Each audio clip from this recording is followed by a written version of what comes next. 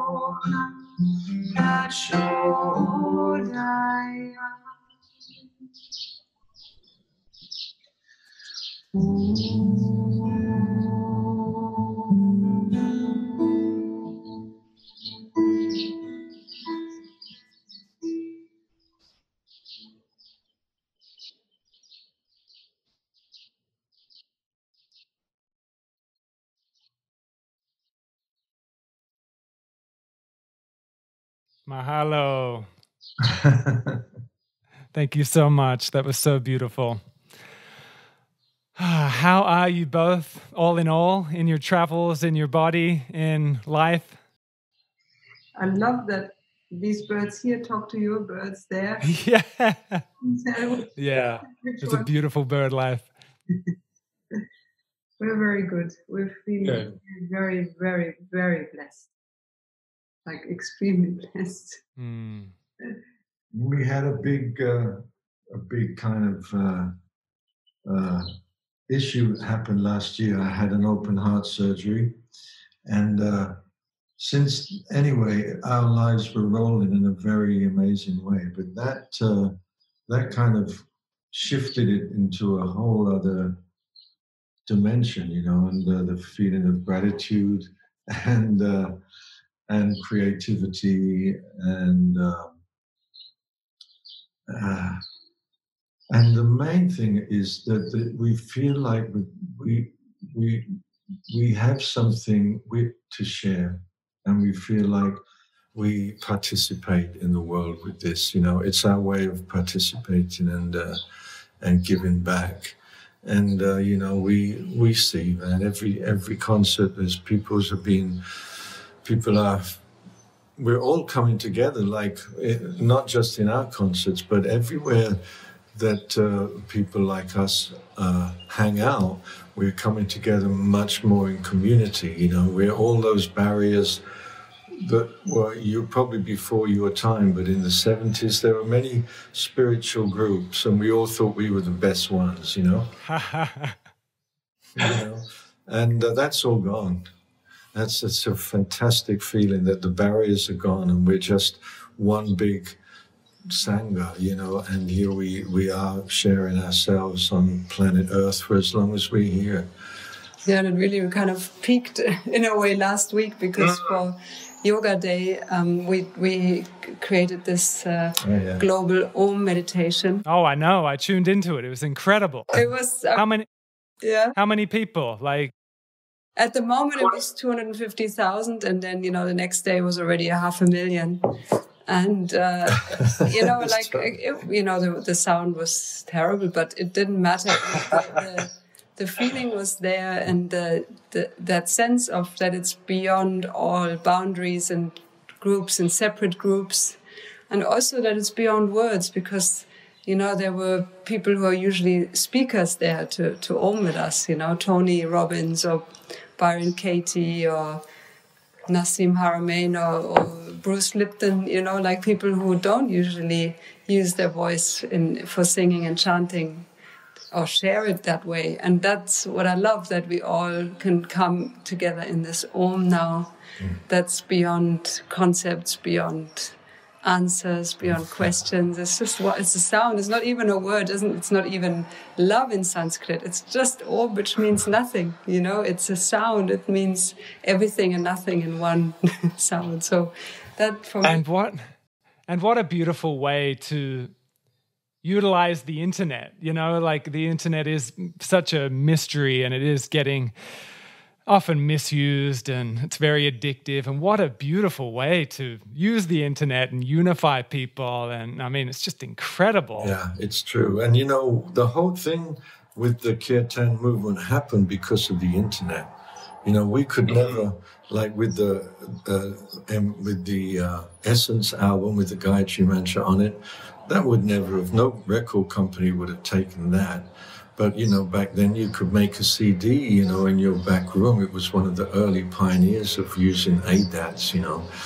Right. And, you know, that's how we recorded the Essence in Deva's mother's apartment, where she was being born with her father chanting it. You know, how about the full circle, you know. And there was Deva recording the Gayatri Mantra here in this flat. And because of the internet, first of all, it was fax, but it was starting to become global. We would go to bed here at night and listen for the fax machine to go off in the middle of the night, and it would be from the Jiva Mukti yoga studios in New York City, and they would say, "We want more CDs, send another 10, you know." And they helped to share that album in America, and then it just carried on growing, but it was all through the internet, really, you know. It's great. But of course, there's abuse. There's always good and bad in everything. Everything is a polarity on this planet. That's the point. So, and even the unified consciousness that you're speaking of, in which there's no division, it's so beautiful hearing you speak of that, because of course right now so much division in the world is magnified and kind of at a peak. Yet on the other side, there's what you guys are doing in unifying and breaking through those barriers, and what a blessing, you know. There's no neutral ground anymore. You're either going to be swept, you know, you're either going to believe it or you have to find an escape from it. And if the escape from it is to go into meditation, that's our escape. That's where we can be at peace. There's nobody can get you in there. Nobody can touch you in there. Everyone else, but in your own inner world, that's, you know, that's home. That's home. And for us, the mantras bring that place to us. They open that door. So we feel home. And it's not just... it's an individual journey. Yeah, it is. But, you know, if you start to put melody to something, suddenly it becomes something of the heart also. So it doesn't just become some kind of, you know, intelligent or intellectual kind of process where you chant this mantra hoping for it gives you something. It's not that. It's like when the heart opens and you're just giving. You're not thinking of receiving, and your voice is open, and you're singing with thousands of other people, and you know, there's a huge energetic shift when everybody sings together, because everybody breathes it together. Everybody's in the same rhythm, so that we start to move into this what we like to call a Buddha field, you know. And that's what keeps us going. That's what keeps us going. And on that note, I mean, you two have been doing this for quite a while now, and in a loving relationship, traveling together, performing, offering, like, what a deep environment to be in a relationship with another. And I can relate as well with my wife. We teach together and run retreats together and bring up kids together, like doing everything together. I would love to just hear from you both, like where you're at with it and how how you keep things fresh and how you keep the love just deepening and deepening. Is it mantra alone, or I'd love to hear. It's great, man. You know, as long as I do what she tells me. Happy wife, happy life. That's my standard joke, but there is some truth in it. I mean, for me, I just see it as a blessing and a gift. And most probably what we call destiny or divine, I don't know, do you call it providence? You know, like, because it's definitely beyond my wildest dreams. I couldn't have made this up. I wouldn't have dared to think, you know, to envision this. And, or I wouldn't have had the fantasy to envision this. Envisage what? This life, you know, like being together with my beloved, literally 24/7. I mean, pretty much literally. And usually in one room, because we are in a hotel room or we are traveling. We don't have a big house where you spread out. So usually within each other's vicinity. It's weird, man. And doing everything together, and it's easy. You know, it's just a very easy relationship that's not less deep because of it. It's incredibly loving and or as loving as I am capable of right now at this point in my life, and it's easy, and we haven't ever done anything for it to be this way. We've just kind of we're just enjoying it, you know. We haven't worked on it, or so basically that's why I just said in the beginning I feel blessed. I don't feel there's anything I can take credit for. Also, there's no advice I could give anybody because I haven't had it different. You know, it's been like this. You know, it's like but all I can say is, you know, invite more of this in your life too, and you'll feel more of this as well. You know, but it's really a dream. It's kind of cool. Mm-hmm. It's kind of amazing because we never thought of you know, like our connection being the thing. You know, we never gave it. We thought we were two sort of musicians, and we're together, but we didn't know either that it could be like this. But it's next year's 30 years together, you know, and it's amazing. It's just amazing. Deva was 20 when we met, you know, so we've had a really incredible, a very charmed and blessed existence for some reason, and yeah. Anyways, it's beautiful. Thank you for sharing. I mean, yeah, it does sound incredibly blessed. Back to your heart surgery, and you had a back issue as well, didn't you? Oh, no, forget that. That's no big deal. Forget it? Yeah, no, I'm doing good, you know. As long as I can, my priorities are the music and the moment that the music is shared on with people, and hanging with Deva. That's it. And you don't want to know what he was going to ask you about? Oh, sorry. What? I don't. I was curious. No, we can forget it if you want. No, but I'm curious what you wanted to ask. Where you were going to go with this? Well, it's quite cliche, but in these types of challenges, often it is awakening and heart opening, and it does birth a deeper, you know, gratitude or wisdom. And you did touch upon that a bit, but has it been profound or just like, nah? No, it was just big. A part of life. It was big. In some ways it was huge, but in other ways it felt like a dream. There was no extreme pain. There was no, you know, I had the pain meds. You just wake up and something's done, and there's discomfort. And then, you know, within a few days, the discomfort is less. And then you get up and you start to wobble around for a bit. And before you know it, you know, before I knew it anyway, I was basically rehearsing the band again. And, you know, and honestly, there was no push. It was just, it was a real new wave for me, you know, more blood in the body, more breath in the body, you know, and more creativity. And so it was in that way, it was easy. Also, Deva was just, you know, can you imagine being looked after by Deva? It's it's great. You know, so, you know, so the other side, which was, it wasn't that it wasn't a bad thing, but it was very interesting, and that is that I realized that even though I'd been out of my mind and anesthetized, what's that word? Anesthetized? Yeah, that one. Yeah. My body was conscious.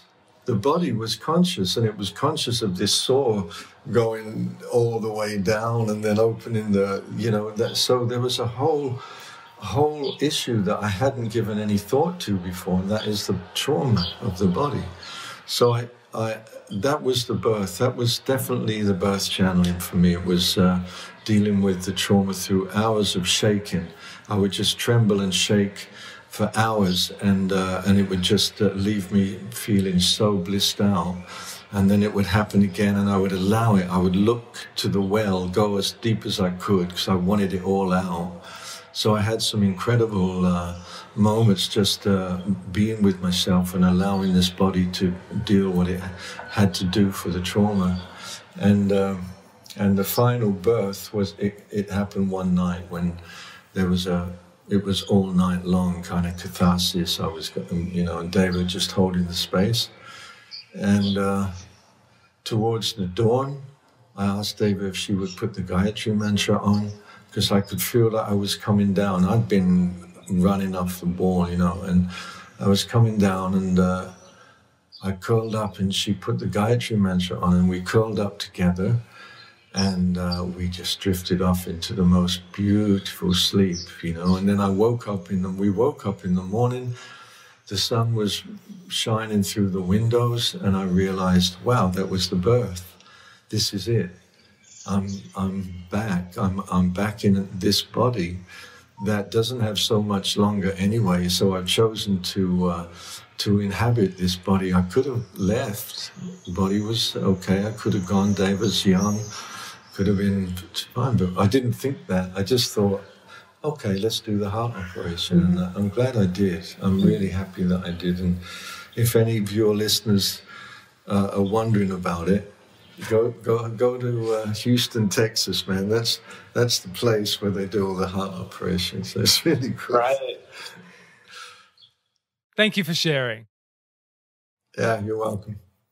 Yeah. Now, you two met while being with Osho, right? That's it. Yeah. And I'd love to know your experience of how your connection with Osho has evolved since being with him in person, to then him leaving his body, and to now deepening or lessening or whatever. How has your journey been since? I mean, you Deva, initially were what, 10 when you? Mm-hmm. Yeah. And then I'd love for you, Deva, to share of your journey from being 10, being with Osho, to then meeting Miten. And I've heard you speak of a period where you rebelled a little bit after that. And then, yeah, just speak of the journey, please. Yeah. It'll be an honor. Actually, the rebellion came before 10. Okay. You started early. Yeah, that came around 9 or 10 when I wanted to get baptized and I wanted to become Christian. That's right. That was as rebellious as I got. And I never got round to it because I was too shy to get baptized at 10 years old. I thought it was a bit kind of embarrassing. But really, I and my parents, they did obviously introduce me to Osho at that point. And they brought me to the water, like they brought the horse to the water, but of course you can't make it drink. So that's exactly how it was. They brought me there and I just jumped in the water and I just was like home, and I did the first dynamic meditation, which is quite an intense 1 hour meditation, cathartic meditation at 10 years old, and it felt completely natural. And I didn't, my father, I did grow up differently to other people. I did grow up with mantra and meditation, but I didn't really grow up as a hippie as such. I don't know, it's a very difficult thing to put a word on it, what I grew up in. I think your father was eccentric. He was eccentric. So I guess that's why I was open to different experiences, I don't think my classmates would have jumped into doing dynamic meditation that quickly. But it just felt totally natural and home. And it also was, at that point, not intellectual because I didn't speak English and I didn't know what he was talking about. So it was really...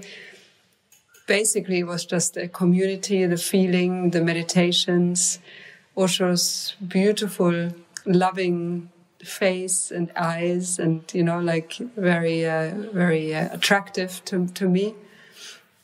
And I actually, it was so strong that I was ready to, in a way, make a fool of myself by wearing red clothes and Amala with his picture around my neck to school, and for the next 7 years. So these were the that was what it took to be a disciple in those days. That was like the challenge you put yourself through. Am I ready to do that? And it was a challenge from Osho. He was like, how much do you want it? Do you want it so bad that you'll walk around in red clothes? Oh no, okay, you don't want it. Fine. So he was. It was like an invitation. How much do you want it? And that's a really good thing. And for Deva at that age to feel like I want something that I'm not getting anywhere else, and I found it here, is quite incredible. And I was a shy kid, so it wasn't like, oh yeah, I want to be, It was a big step for me. And how did you feel after Wild Wild Country? How did you feel? I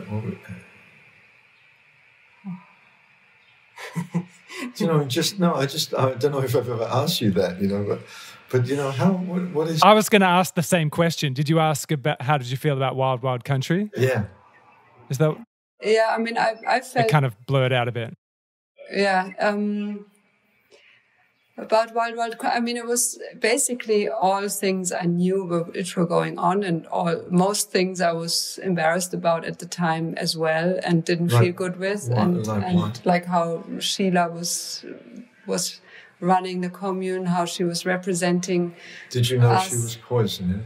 I didn't know that at the time, but I knew that in these last. You knew what was going on. What does that mean? When I was, because this whole thing happened when I was 13, 14 years old, and I was actually on the ranch at that point, also just for visit, not living there. And Miten always kind of compares it to being American and having Trump as a president. Like, you're still living in America and you're still an American, but maybe you don't agree with Trump and his ways of, running the country. But you get on with it. And you just, but maybe it doesn't even affect your life at that point, like at this point. But it's happening, or you feel like, oh, there's something that doesn't feel, So a little bit like it was like that. It was like somebody I felt wasn't in line with how I feel. With the Sheila you're talking about. With Sheila, yeah. Right. Sheila, yeah. And it doesn't affect my love for Osho. It doesn't affect my feeling of being home with everybody and just being total in that. And so when Wild Wild Country happened, I know it was very interesting for me to watch because I knew so much about it and I had been there, and there was not much that I didn't know at this point. But I actually, to be honest, I for the first time felt like, oh, now I can understand Sheila, where she was coming from. It's totally off the wall, and but I just could somehow, I actually understood everybody after that. I understood the Oregonians, I understood us, I understood Sheila. And I always felt that, also in those days, that we needed a wake-up call, because like Miten said earlier, everyone whatever spiritual path you were on in those days, you thought you had the best. Of course, you was most probably the only one, the only real good one, and that's how we felt as well. We felt very arrogant, and and felt like collectively there was, and also very insular. In those days I didn't have many. We even called people non-sannyasins. That's already a big kind of barrier there. And in that way, it was a good thing to be humbled in front of the whole world, and right. and just like we are ordinary people, kind of screwing up in an ordinary way, and or a big way, and it was in that way it was a good learning, and luckily nobody got killed, which was close. There was no Wasco kind of thing, but they were camped outside the commune for a while. I think the National Guard. So it was pretty hot, man. It was hot that whole time. But on an individual level, to have lived through it, it was about the best therapy group you could imagine. Oh, I bet. You were really in it. It wasn't like in a group room. You were out there in Oregon. You were building a city that made no sense because it was it was just Osho playing. It wasn't invested in anything. Some of us were, but the catch was that how much investment do you put into it before you realize that there's no attachment to it, and so it just went, and it was a fantastic lesson to learn existentially. And as far as the people from Oregon are concerned, when I watched that movie, I had such a nice feeling at the end when they reclaimed their village. And it gave them something to tell their grandchildren about, and that they defeated the red tide, And so it all worked out beautiful. And as far as we were concerned, there was never really, there was when the relationship with a spiritual teacher is so difficult to explain, but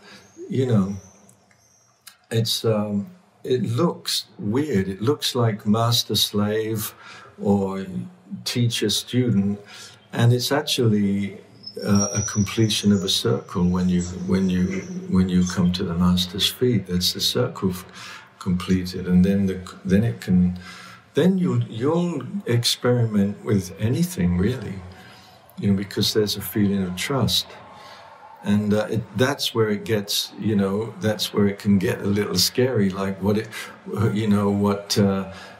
you're one of the Jim Jones, the Christian thing, and then they say, hey, we're just gonna, and then you do it, and that's the thin line. And that was where we were really seeing, and Osho was helping us to see that there's no followers. There's no followers here, And everybody was intelligently participating, and because they were very bright people, it was an amazing community, and the music that came out of there blew my mind. I was so touched by the music, and I feel like the music reflects the community, So when I first came to that whole scene, and the music was.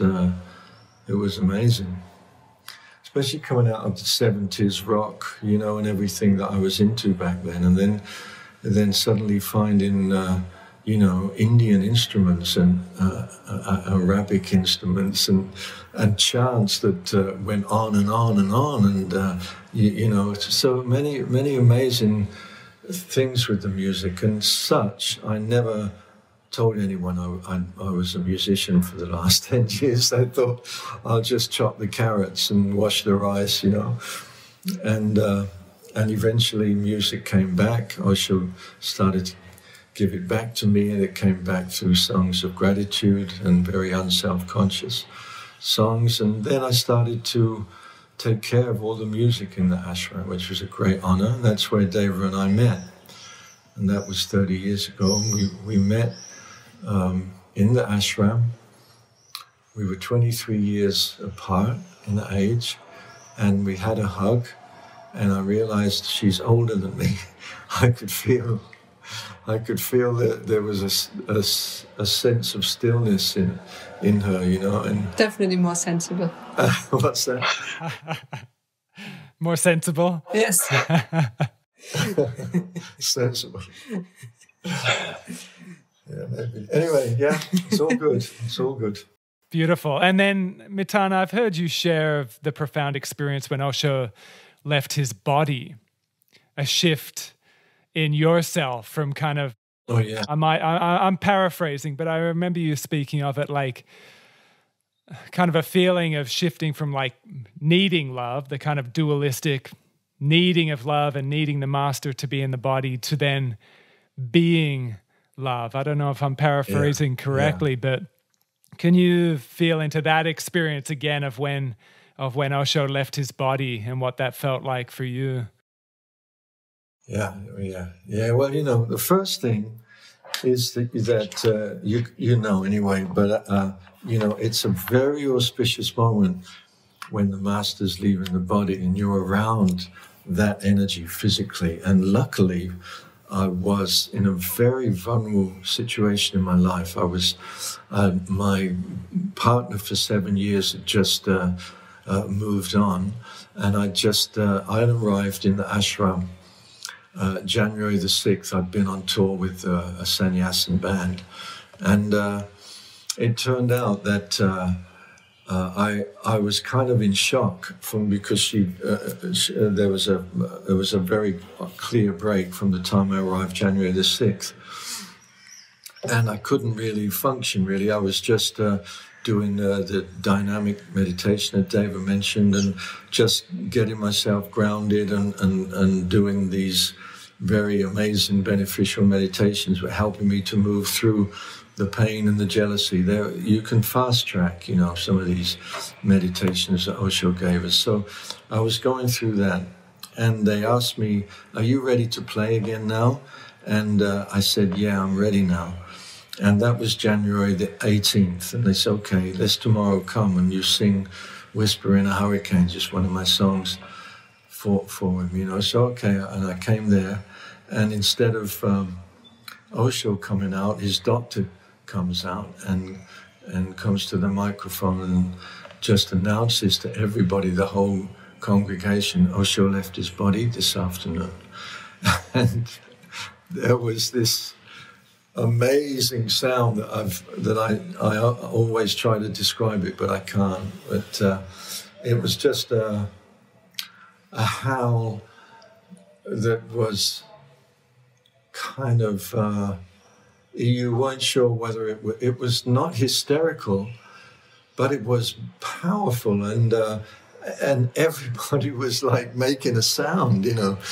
And so it was an incredible moment, and I laid back and sat back and in the musicians, and I said to myself, "Miten, if you don't let him in now, you'll never let him in."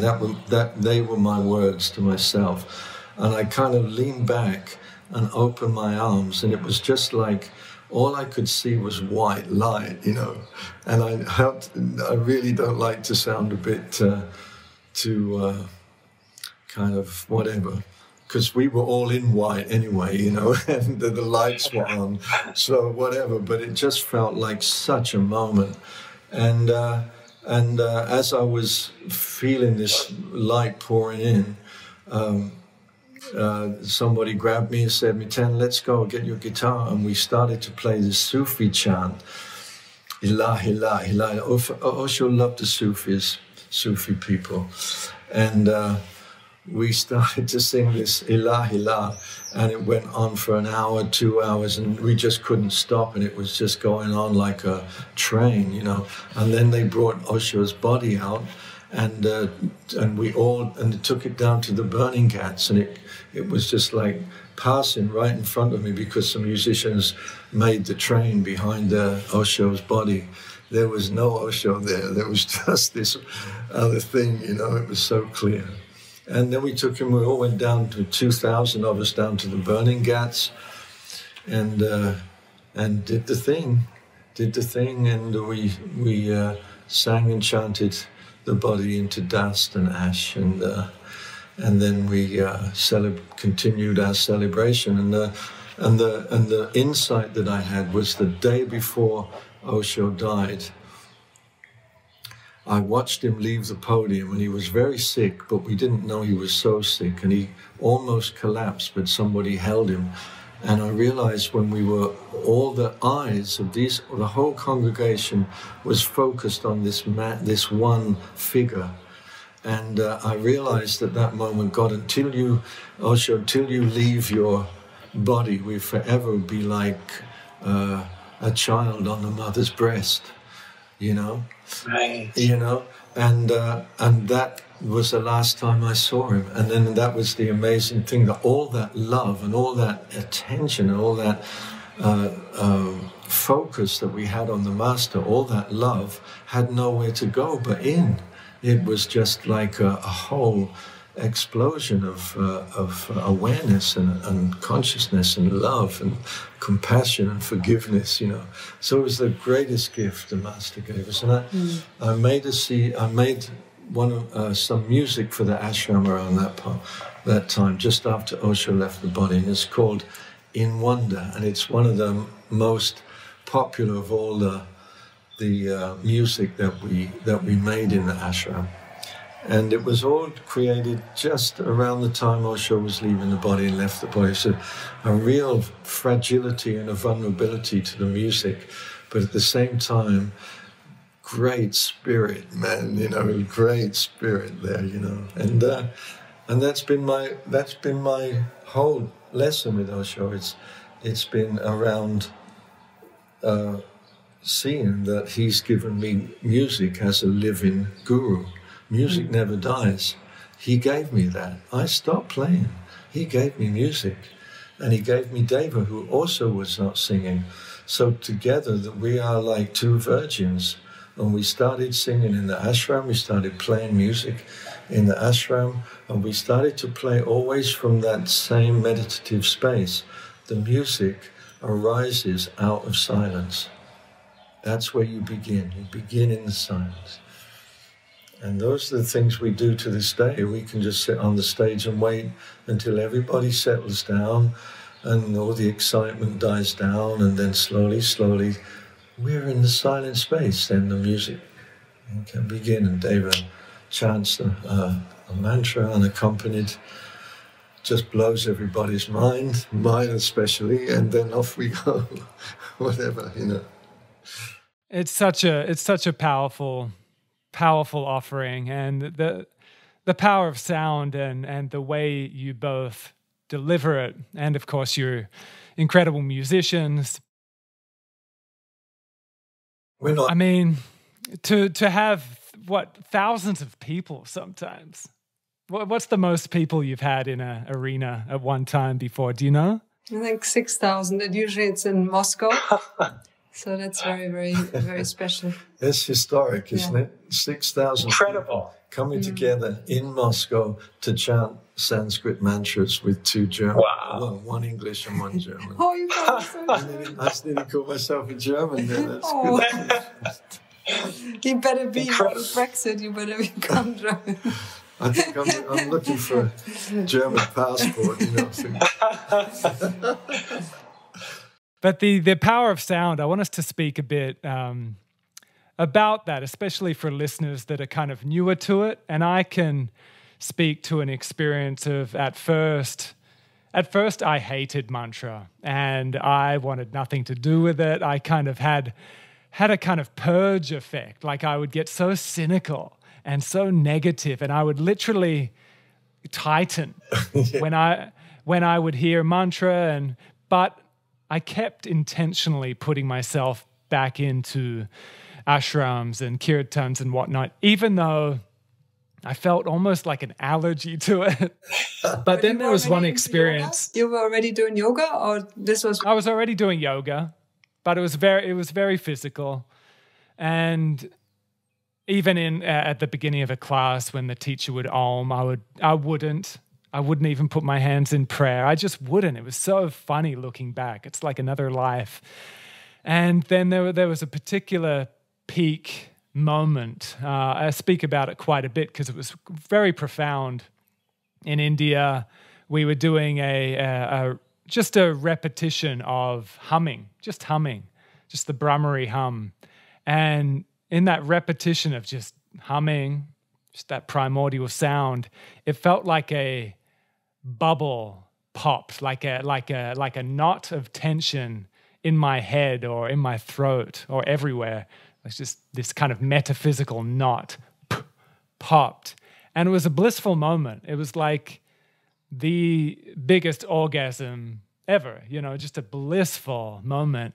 And I've been obsessed with mantras since, And I just want to speak about that power of sound.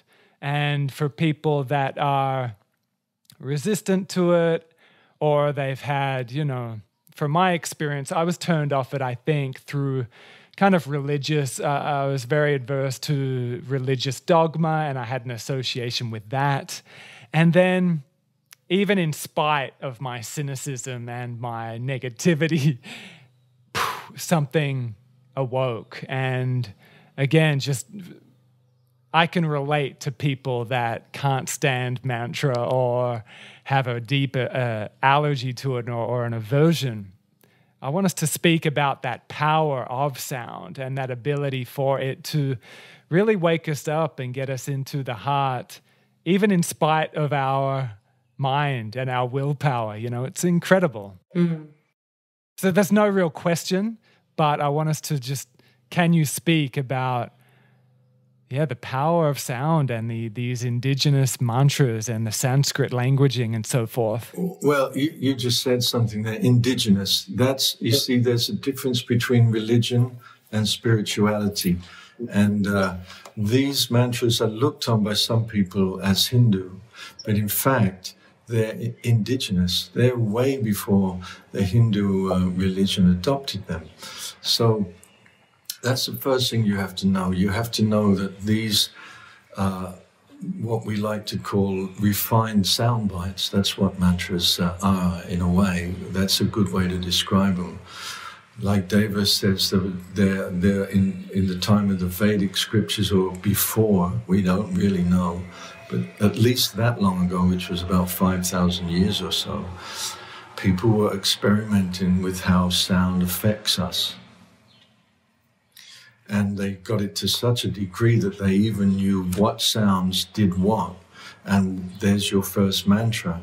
And for instance, the Gayatri mantra is basically channeling the sun's rays into your existence. That's what it's all about. So, once you, even if you don't like mantras, once you agree that sound affects us, like the sound of a police siren is affecting us in one way, a baby chuckling and laughing is going to affect us in another way. Sound affects us. And these are refined sound bites. They've even got it down to the science of how many times you have to repeat this before something actually starts to resonate. So it's a scientific practice. What people, I think, when they say they don't like mantras, what they mean is they don't like the music that we put to mantras. And that's okay. I don't like most of the music that people put to mantras. I don't. I feel sometimes it doesn't pay respect. That's my judgment.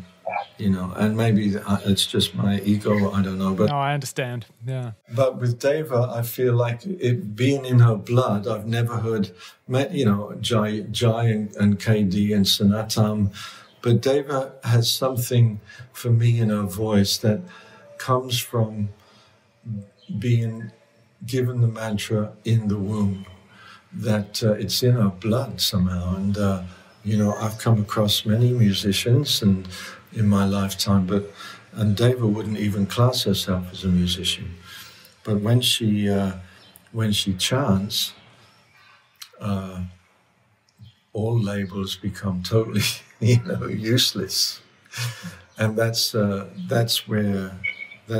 what gives us the energy. It's the mantras that give us this possibility to travel for. Well, we've been traveling really almost since we met, and we still haven't settled in a home. We still don't have a home. We don't look over our shoulder.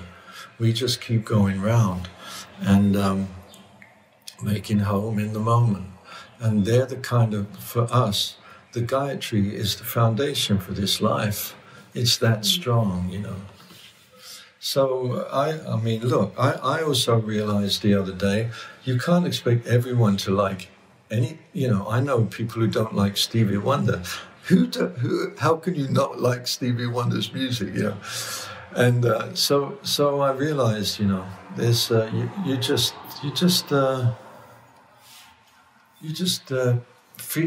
have to give and participate, and you feel like, I like that saying about making the world a better place than the one that you arrived in, when you leave it. And sometimes I feel like, oh, that's good. Yeah, I think what's also pretty common is this deep blockage, and looking back to my experience of before and after, of not enjoying mantra, not feeling the power of it, to then after, I felt a neurotic, judgmental tightness, like here in my throat. And I think that's pretty common as well. People hear how exquisite you both are at producing the mantras and playing the music, and then I think some people put you on the pedestal and then judge themselves that they can't do that. And I mean, you're both very beautiful at putting people at ease, but I think it is pretty common for that layer of neuroses and judgment to not get out of the way and just enjoy the sound. That's our work. That's exactly our work. It's to open that throat chakra. That's what we're doing. That's why we're out here, really. That's the whole thing. It's to, when you start to open your voice and you feel safe, then suddenly you start to open. And that's what we do, Yeah. And being Australian, bringing attention to the Australian Indigenous sound. I mean, in Australia, there's so many different languages, but when I tune into that as well, and the didgeridoo and whatnot, I feel a similar resonance. And even here in Hawaii, the Hawaiian language, even just in aloha and mahalo, like I feel even just that opens up the heart, opens up the throat, and really allows one to connect with another. It's so beautiful, these indigenous languages, how even just aloha, mahalo, like it's not an escape. It's like open-eyed, bringing mantra into conversation. And I love that. I love bringing mantra beyond like the ceremony you create, and then into conversation, into open-eyed meditation, Do you feel even a power to silent mantra, even when you're not performing it or doing it together as group, but bringing it into day-to-day living? Do you feel power to that as well? Yeah, it's kind of a cleaning up of the mental energy, It's a focusing and it's something that we can use our minds for, that will benefit us, and that will enhance the field rather than create more clutter, So it's definitely it's going within and without. But it's always, I find it still stronger without. I mean, when you utter it, because obviously you use your whole body and your breath and your cells to be a part of it, and they're charged and they're energized. And also it's so much more powerful in a way to say things out loud, you know, like just try saying your guru's name, or I love you, or you know, these very powerful sounds out loud. It's or out to somebody. It's difficult, you know. I love you. Yeah, you know, if you have the charge in it, if the I love you is very potent, it's quite something to say it out loud, and that in that way it's such a difference when we dare to utter those words, you know, actually put them out in the field in sound. Yeah, I was listening to the collaboration you did with Uncle Bob Randall, and it was so beautiful, and just want to give gratitude and real respect and awe at that. Really, yeah, just beautiful. It literally brought tears to my eyes, seeing you with him, and then the recording you did really beautifully. Can you speak about that experience of being with Uncle Bob? Oh, Uncle Bob is such, when I just think of him, I just feel pure sweetness. It just, he was really one of those inspiring beings who have lived through the most atrocious time in his youth, where he was taken away from his parents, and where he was, you know, literally had to walk for 1 month through the desert without food, you know, with his whole family being chained, walking from Alice Springs to, I don't know, Uluru, I don't know exactly, but... that's an actual memory. Yeah. That's a memory, you know. And still, he has you don't feel resentment around him. He has truly forgiven, and he's living in love. And we were so touched when he came to us and he said, I have this beautiful chant that's about unconditional love, Kanyini. It's part of his whole spiritual approach, you know, the Kanyini. It's a whole system, it's a whole world.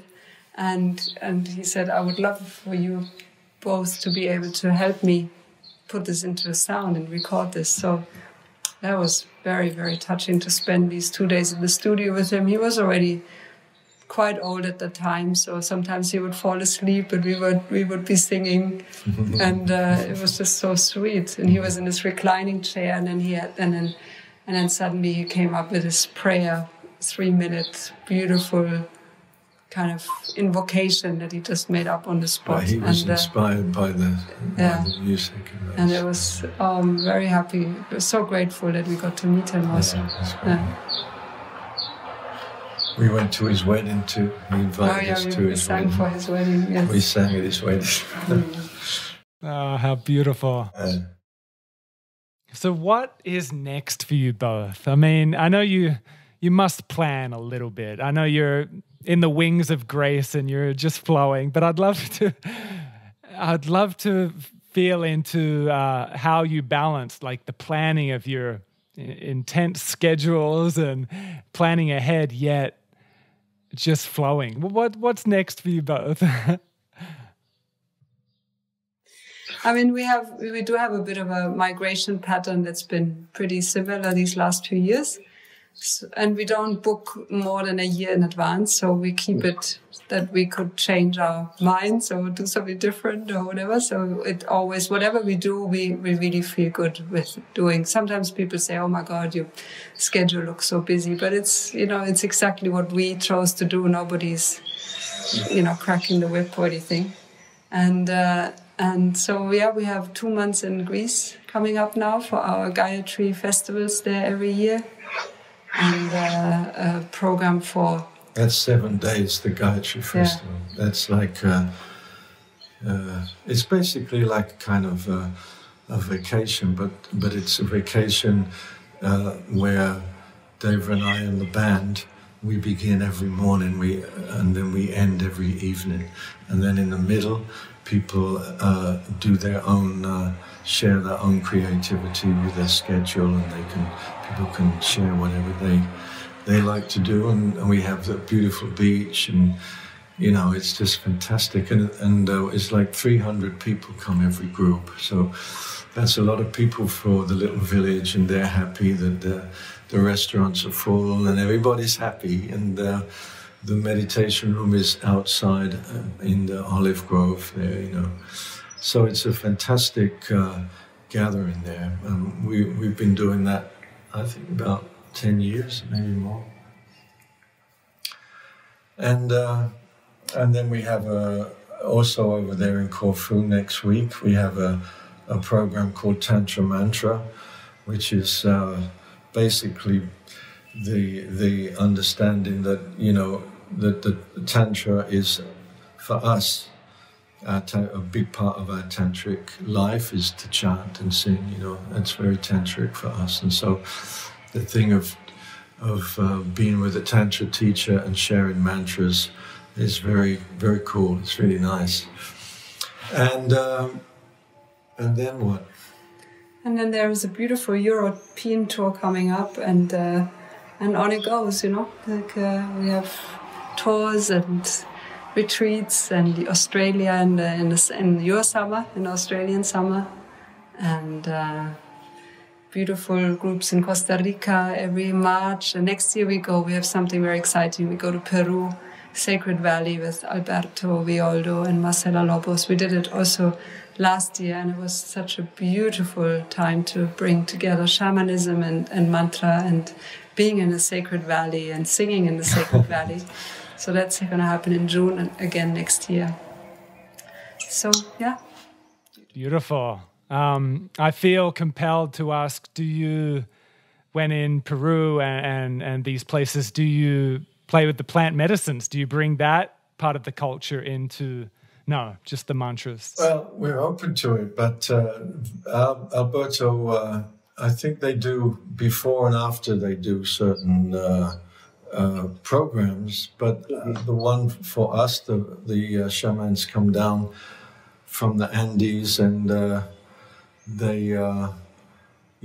think he just doesn't want to go there, Alberto, so it's okay with us, whatever. But he's the guy who takes care of that part of and then Miten has a new album that's being cooked up right now. Oh, beautiful. It's going to be out in September, and I hope... Out in September. Yeah, I'm playing electric guitar again. It's nice. I haven't played electric for about 50 years. Oh, I'm excited. That's great. It's definitely opened the space. When you take the acoustic guitar away, then it's a lot more free-flowing and open and expansive kind of feel to the whole thing with the band. It's very beautiful. Musicians are so sensitive and so tuned in, so we could give each other space to shine, because I love the band. I love the temple band. All those guys in our band there, they I said to them, they've played with Sting and one, and Joan Armatrading and different people, but they're old friends of mine. And I said to one of them a little while ago, you guys are overqualified for this music, We're just like a couple of kirtan wallahs who want to get people to sing and help them to open their voices, And we got these super duper musicians, and he said, "No, this is big music. This is something much bigger than being able to play fast," And they're just such great. So they bring in a whole other dimension that's not in any way distracting. It's supportive, So people are really beginning to start moving their bodies. Also, like it's we've got a great rhythm section. There's an invitation there, and we're dancing, and so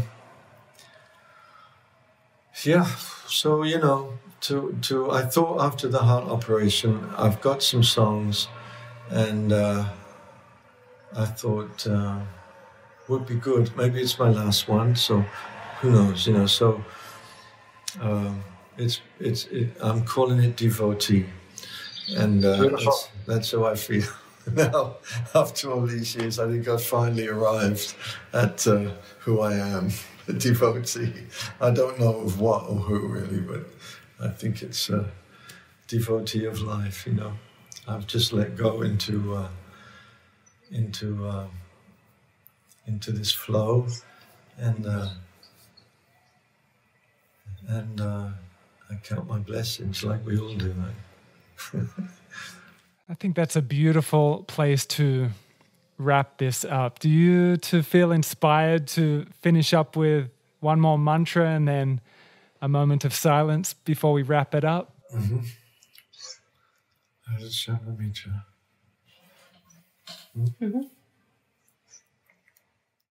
This universal peace mantra.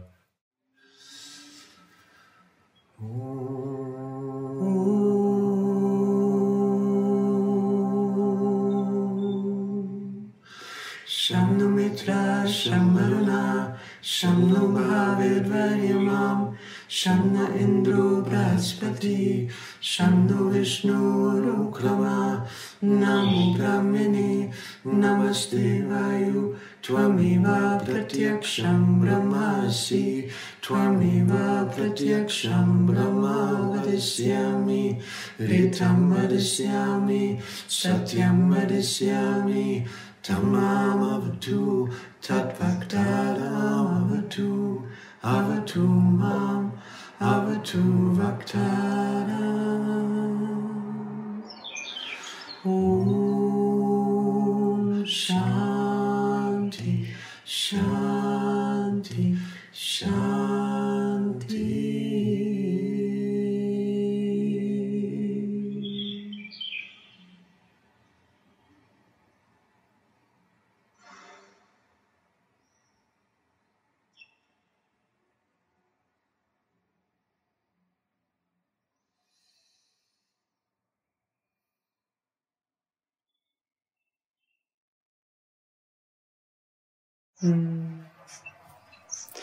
Namaste. Namaste. Nice to see you, man.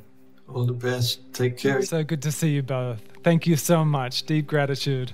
Much love. See you down the road. Namaste.